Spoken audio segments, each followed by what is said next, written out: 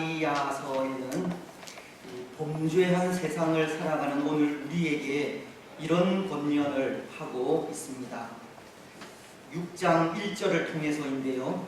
형제들아, 사람이 만일 무슨 범죄한 일이 드러나거든 신령한 너희는 온유한 심령으로 그러한 자를 바로잡고 너 자신을 살펴보아 너도 시험을 받을까 두려워하라.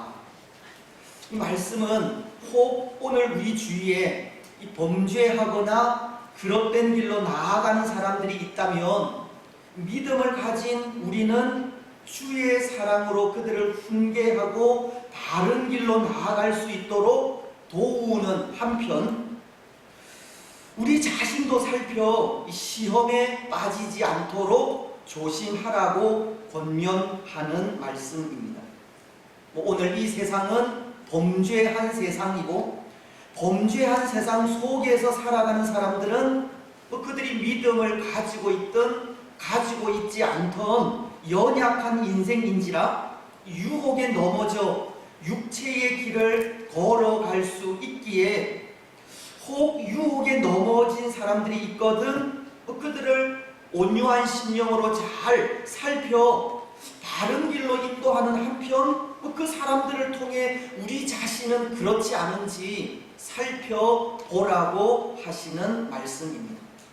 다른 사람들이 행하는 그릇된 행위를 통해 우리 자신의 모습도 돌아보아야 한다는 겁니다.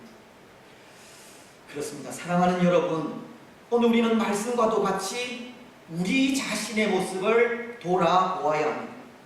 신령한 믿음의 사람들로 우리 주위에 유혹에 빠져 그릇된 길로 나아가는 사람들이 없는지 살펴보아야 할 뿐만 아니라 그들을 통해 우리의 모습이 어떠한지 돌아보아야 한다는 겁니다. 왜냐하면 오늘 우리도 유혹에 빠져 범죄한 사람들과도 같이 동일한 실수를 할 수 있기 때문입니다. 사람들의 범죄가 타산지석이 되어 우리 신앙의 삶엔 그러한 실수가 없어야 하기 때문입니다. 우리 또한 연약한 인생으로서 유혹에 빠져 그릇된 길로 나아갈 수 있기에 다른 사람들의 실수를 보면서 항상 우리 자신을 돌아보아야 하는 겁니다. 사실 그렇지 않습니까? 오늘 우리 중에 나는 범죄하지 않을 것이라 자신할 분이 어디에 있겠습니까? 그릇된 길로 나아가는 사람들을 보면서 나는 결코 그들과 같지 않을 것이라 확신할 분이 또 어디에 있겠습니까? 때로 우리는 범죄하고 그릇된 길로 나아가는 사람들을 보면서 정죄하기도 하고 비난과 비판의 소리를 높이기도 하지만 우리 자신도 그렇게 정죄당하지 않으리라는 보장은 할 수 없는 겁니다. 오늘 우리도 범죄할 수 있기 때문입니다. 그래서 다른 사람들의 범죄가 타산지석이 되어야 하고 우리 자신을 돌아보는 계기가 되어야 하는 겁니다.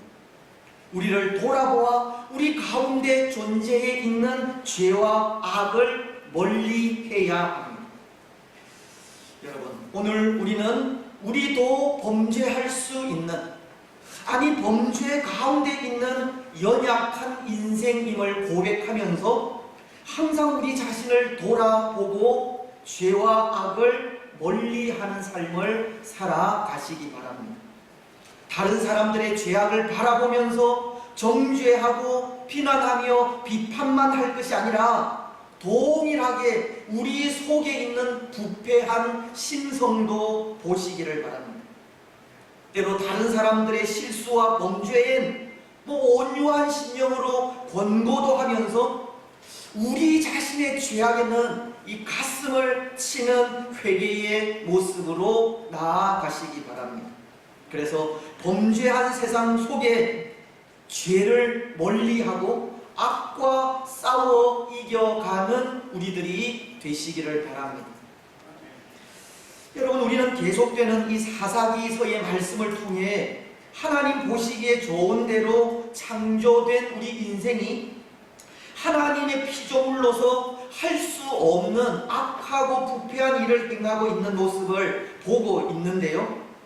지지난 주일을 생각한 말씀을 통해 남자가 남자와 더불어 행음하려 하는 이 동성연애의 장면을 볼 수 있었기 때문입니다. 지난 19장 22절은 이렇게 말씀하고 있지 않습니까?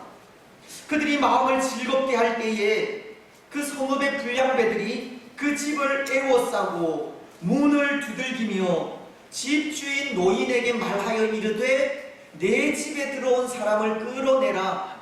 우리가 그와 관계하리라 하니. 때로 베냐민 지파가 사는 기브아 땅에 들어와 하룻밤 유숙하기를 원한 레위인에 대해 철저하게 무관심으로 일관하던 사람들이 이제 한 노인의 집에 들어가 유숙하게 된 레위인에게 참 악하게도 그와 관계하리라고 이 레위인과 동성연애를 하겠다고 달려든 것입니다. 하나님 보시기에 좋았더라라고 하신 우리 인생의 부패함과 악함을 보여주는 말씀입니다. 그런데 여러분, 이런 상황 속에 하나님의 일에 수종되는 레위인이 취한 행동이 있습니다. 그를 대신해, 자신을 대신해 그 첩을 이 불량배들에게 내어주는 일입니다. 25절 상반절이 그것을 말씀하고 있습니다. 무리가 듣지 아니하므로 그 사람이 첩을 붙잡아 그들에게 밖으로 끌어내매. 레위인은 그가 오매불만 그리워하여 찾아간 그의 첩을 도망가지 못하도록 꽉 붙들고서는 이 불량배들이 있는 집 밖으로 내어보내게 되었다는 겁니다. 자신을 대신한 희생물로 자신의 첩을 불량배들에게 내어주게 된 것입니다. 그래서 25절 하반절은 그 첩이 당한 일을 이렇게 말씀하고 있습니다. 그들이 그 여자와 관계하였고 밤새도록 그 여자를 능욕하다가 새벽 미명에 놓은지라. 때로 하나님의 말씀이라고 하기가 무색할 정도로 참 부패하고 악하며 패역한 행위를 레위인의 첩은 당하게 된 것을 말씀하고 있습니다. 그런데 여러분, 문제는 왜 이 레위인이 이런 행동을 하였을까 하는 겁니다. 이 레위인이 그가 당한 그 어려움 속에 할 수 있는 일이 이 일밖에 없었을까 하는 겁니다. 아마도 레위인의 첩은 그렇게 밖으로 끌려 나가면서 처절하게 부르짖었을 것인데요. 끌려 나가지 않으려고 발버둥을 쳤을 것이고, 어쩌면 남편의 그 폐륜적 행위에 치를 떨며 이 배신감을 느끼기도 하였을 것입니다. 하지만 레위인은 그 첩에 말할 수 없는 고통을 그의 눈으로 직접 보면서도 그런 폐륜적인 행위를 멈추지 않았던 겁니다. 기어이 그 첩을 이끌어 불량배들에게 내어주고 말았습니다. 여러분, 왜 이 레위인이 이런 행동을 하였겠습니까? 왜 그는 그의 첩의 처절한 울부짖음을 외면하고 이 불량배들에게 그 첩을 내어주었겠습니까? 그는 하나님을 섬기는 레위인으로서 지금 베냐민 지파가 보이고 있는 이 악과 부패함을 하나님의 이름으로 책망하고 징계해야 마땅하지만 왜 그는 그 폐륜적 행위를 멈추지 않고 오히려 그들의 행위에 동조를 하고 있겠느냐는 겁니다. 그 이유가 어디에 있겠습니까? 그것은 이 레위인이 하나님을 떠나 만연에 있는 죄악을 보면서 자기 자신을 돌아보는 이 성찰이 없었기 때문입니다. 레위인으로서 죄에 대하여 무감각하였고 하나님의 마음을 가지지 못한 것 때문이라는 겁니다. 앞선 갈라디아서의 말씀은 사람이 무슨 범죄한 일이 드러나거든 신령한 너희는 온유한 심령으로 그러한 자를 바로잡고 너 자신을 살펴보아 너도 시험을 받을까 두려워하라고 하였지만, 이 죄에 무감각하였던 레위기는 기브아 사람들의 그 죄악을 볼 수 없었을 뿐만 아니라 그들의 죄악에 자기 자신도 살피지 못하는 이 어리석음을 보이게 된 것입니다. 오늘 이 레위인이 그의 첩을 고통의 구덩이 속으로 몰아 넣은 것은 마치도 기브아의 불량배들과도 같이 죄에 대해 무감각한 상태에 있었기 때문이라는 겁니다. 그들의 그 악행을 보면서 자기 자신을 살피지 않았기 때문이라는 겁니다. 그렇습니다. 사랑하는 여러분, 죄를 보면서 자기 자신을 살피지 않으면 그 심령은 죄를 죄로 알지 못하는 무감각한 심령이 될 수밖에 없습니다. 죄에 대하여 무감각해지면 자신이 행하는 일이 정당한 일인지 그릇된 일인지 분별하는 분별력도 잃어버리게 됩니다. 그래서 오늘 이 레위인과도 같이 이런 폐륜적인 행위를 서슴지 않고 행하게 되는 겁니다. 그렇지 않겠습니까? 죄에 대해 분별력이 없고 죄를 죄로 인식하는 감각이 마비되어 있는데 어떻게 그 속에 정당하고 옳은 일을 행할 수 있겠습니까?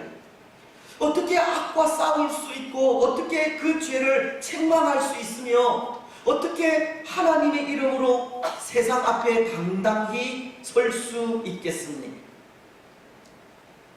시편 14편은 1절을 통해 이렇게 말씀하십니다. 어리석은 자는 그의 마음에 이르기를 하나님이 없다 하는도다. 그들은 부패하고 그 행실이 가증하니 선을 행하는 자가 없도다.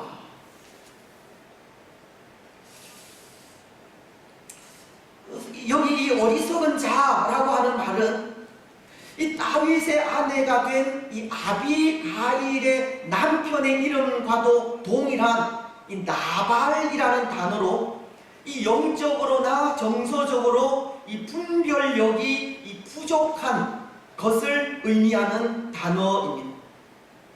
사실 아비가일의 남편이던 나발이 하나님의 심판을 받아 죽게 된 것이 이 사울에 의해 도망 다니는 다윗의 모습만을 보고 이 잘못된 분별을 한 것 때문이지 않습니까?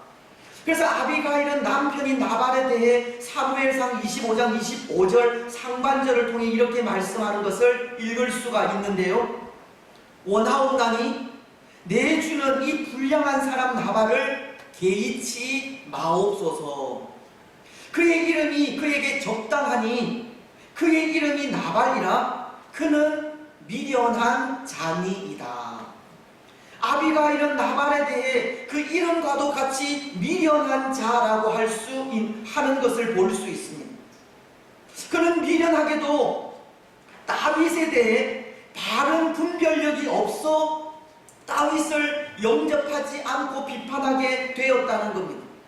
어쩌면 나발은 다윗에 대해 다윗을 적으로 생각한 이 사울의 생각을 받아들여 이 자신의 생각과는 상관없이 적으로 결정하여 비판하게 된 것입니다. 마치 죄를 보면서 자신의 모습을 살피지 않은 것과도 같은 겁니다. 하지만 죄 앞에 자기 자신을 살피지 않으면 죄에 대해서 무감각해지고 분별력을 잃어버리게 되며 악을 행하게 되듯 이 나발도 자기 자신을 살피지 않아서 이 분별력을 잃어버리게 된 것입니다. 죄를 보면서 자신을 살피지 않는 자들이 분별력이 없는 어리석은 자들이라는 겁니다. 그래서 시편 14편은 어리석은 자들은 그렇게 분별력이 없기 때문에 그 마음에 이르는 것이 하나님이 없다고 한다는 겁니다. 죄에 대한 감각을 잃어버렸기에 그 행실은 부패할 수밖에 없고 그 행위 또한 가증할 수밖에 없으며 이 선을 행하려 하는 엄두조차 내지 못한다고 하는 겁니다. 정당하고 옳은 일을 행할 수도 없으며 악과 싸울 수도 없고 죄를 책망할 수도 하나님의 이름으로 세상 앞에 당당하게 살아갈 수도 없는 겁니다. 참 무력하게도 세상과도 똑같이 행할 뿐입니다. 여러분, 오늘 우리 역시도 죄를 보면서 우리 자신을 돌아보지 않으면 바로 이런 일을 행하게 됩니다. 부패하고 가증한 일을 행하게 되고 선을 행하지 못하게 됩니다. 정당하고 옳은 일을 행할 수 없게 되고 악과 싸울 수도 없으며 죄를 책망할 수도 하나님의 이름으로 세상 앞에 당당하게 설 수도 없습니다. 때로 어려운 일을 당해도 억울한 일을 당하거나 부패하고 패역한 일을 만나도 아무런 힘을 나타내지 못하는 겁니다. 하나님의 능력을 나타낼 수 없다는 겁니다. 정말 무력하게도 세상과도 똑같은 삶을 살아갈 수밖에 없는 겁니다. 여러분, 오늘 우리는 이 세상에 만연해 있는 죄악을 바라보면서 그 죄악을 통해 우리 자신을 돌아보시기 바랍니다. 죄에 대하여 무감각해지지 않도록, 죄로 인해서 분별력을 잃어버리지 않도록, 우리의 행실이 부패하고 가증해지지 않도록 이 죄를 통해서 우리 자신을 살피시기 바랍니다. 그래서 오늘 이 부패한 세상 속에 성도로서 하나님이 없다 하지 말고 하나님의 이름으로 당당하게 살아가는 우리들이 되시기를 바랍니다. 하지만 오늘 계속되는 말씀은 이 레위인이 죄를 보면서 자신을 살피지 않다가 세상과 똑같은 악을 행하게 되고 그 일로 인해 참으로 참담한 일을 당하게 되는데요. 27절은 이렇게 말씀하고 있기 때문입니다. 그의 주인이 일찍이 일어나 집 문을 열고 떠나고자 하더니 그 여인이 집 문에 엎드러져 있고 그의 두 손이 문지방에 있는 것을 보고, 레위인이 그의 첩을 밤새도록 능욕당하도록 이 불량배들에게 내어준 그 다음 날, 이제 아침 일찍 일어나 길을 떠나기 위해 첩을 부르는데 그 첩이 대답이 없는 겁니다. 몸은 집 문에 엎드러져 있고 그 두 손은 힘없이 이 문지방에 놓여 있습니다. 죽은 겁니다. 여러분, 얼마나 참담한 일입니까? 참으로 황망한 일이지 않습니까? 때로 레위인의 입장에서 얼마나 가슴 아픈 일인지 모릅니다. 물론 이 일이 레위인이 행한 악행의 결과로 생각되기는 하지만 이 일은 우리 보기에도 참으로 가슴 아픈 일입니다. 왜냐하면 하나님을 섬기는 레위인이 죄에 무감각하여 그의 첩을 죄 가운데 버려두었다는 것 때문입니다. 그래서 이 레위인도 그가 당한 일이 가슴에 사무쳤는지 그 시체를 집으로 가지고 가서 이런 일을 행합니다. 그 첩의 시체를 12도막으로 나누는 일입니다. 그리고 그것을 이스라엘 12지파에게 보내는 일입니다. 29절이 말씀하고 있지 않습니까? 기브아에 사는 이 베냐민 지파의 죄를 응징하자는 의도에서입니다.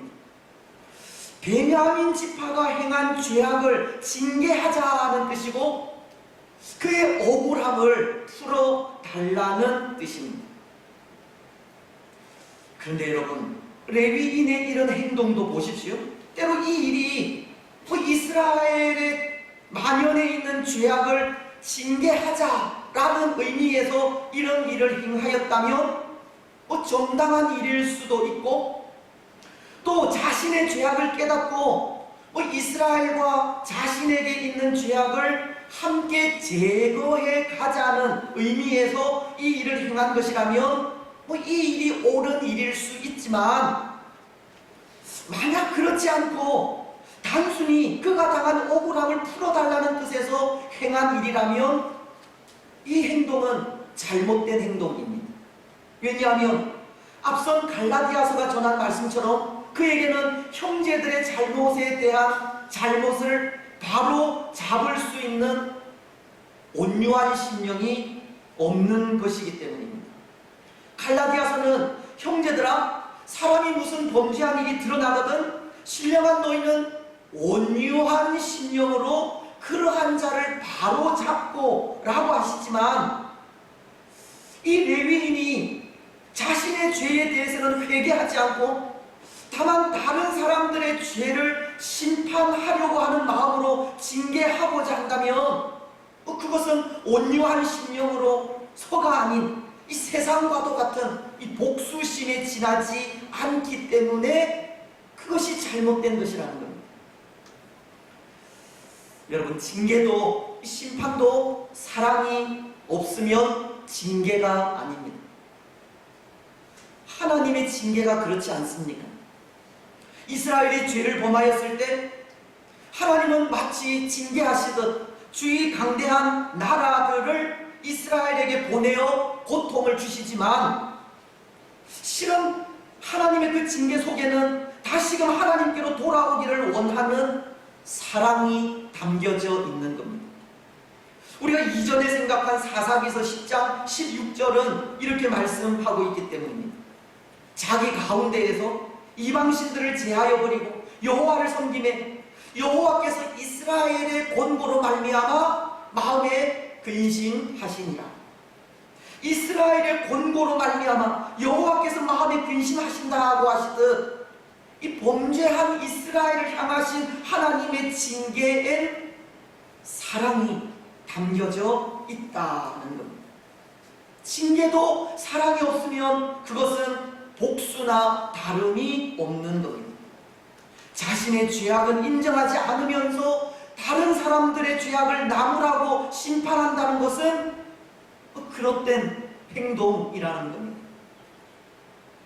오늘 우리는 다른 사람들의 죄와 함께 우리 자신의 죄를 볼 줄 알아야 하고, 또 우리 가운데 만연해 있는 죄악을 제거하기 위해 사랑으로 징계하고 나무라며 나아가야지, 그렇지 않다면 그 심판은 징계가 아니라 복수가 되는 겁니다. 오늘 우리는 이 땅 위에서 일어나는 여러 가지 죄악을 보면서 우리 자신의 죄악도 함께 보아야 그 죄를 제거하려는 이 거룩한 마음을 가지고 온유한 심령으로 그 모든 죄악을 징계하고 심판하며 나아가야 하는 것입니다.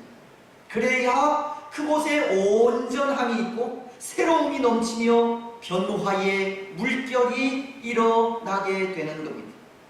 온유함으로 행하게 되는 심판을 통해 거룩한 하나님의 나라가 이 땅 위에 세워지게 된다는 것입니다. 사랑하는 여러분, 오늘 우리는 함부로 이 땅의 죄악을 징계하려 하지 마시기 바랍니다. 우리 자신의 죄를 보지 않고서는, 그래서 우리 가운데 있는 죄를 함께 제거하고자 하는 마음 없이는 이 세상의 죄를 심판하려 하지 마시라는 겁니다. 세상의 죄와 함께 우리 속에 있는 죄악도 함께 제거해 가시고, 또 그 일을 행할 때 온유한 심령으로 행하는 우리들이 되시기를 바랍니다. 이제 말씀을 맺겠습니다. 사랑하는 여러분, 오늘 말씀을 생각하면서 때로 이런 연상도 해 보았는데요. 우리 죄를 사하시기 위해 십자가 위에서 예수님이 당하신 고통에 이 침묵하신 하나님의 침묵입니다. 왜냐하면 예수님이 당하신 고통에 침묵하신 하나님의 침묵과 오늘 그의 첩이 밤새도록 이 불량배들에게 능력을 당하는 고통 속에 침묵한 이 레위인의 침묵이 좀 비교가 된다는 생각 때문입니다. 첩이 당하는 고통 속에 침묵한 레위인의 침묵은 사랑하는 사람을 살리려고 한 침묵이 아니라 자기 자신이 살려고 한 침묵이라면, 하나님의 침묵은 아들이신 예수님을 살리고자 한 침묵이 아니라 때로 하나님과 전혀 상관없는 우리 죄인들을 살리려 하신 침묵이라는 생각 때문입니다. 레위인의 침묵과는 달리 하나님의 침묵은 오늘 세상의 만연한 죄악 속에서 자신을 살피지 못하고 오히려 죄와 더불어 살아가는 우리를 바로 잡으려 하시는 하나님의 온유한 심령에서 기인한 침묵이라는 겁니다. 그래서 그 온유한 마음을 통해서 범죄한 우리를 살리고 그 온유함으로 또 다른 사람들을 살리려 하신 것이 자기 자신만 살려 하는 레위인의 침묵과 비교되는 하나님의 침묵인 것입니다. 그렇습니다. 오늘 우리는 하나님의 침묵이 죄인인 우리를 살리시기 위해 아들이신 예수님을 십자가에 내어주신 침묵임을 기억하시기 바랍니다. 우리를 살리시기 위한 하나님의 온유한 마음임을 고백하시기 바랍니다. 하나님의 침묵으로 죄인인 우리가 영원한 생명 가운데 거하게 되었음을 고백하시기 바랍니다. 그리고 우리 또한 우리를 구원하시기 위해 보여주신 하나님의 그 온유한 심령으로 이 범죄한 이 세상을 바로잡고 다시는 악에 빠지지 않게 하시기를 바랍니다. 그래서 그 삶을 통해 오늘 죄악 많은 이 세상 속에서 죄를 멀리하고 악과 싸워 영원한 생명 가운데 거하는 복된 성도들이 되시기를 주님의 이름으로 축복합니다.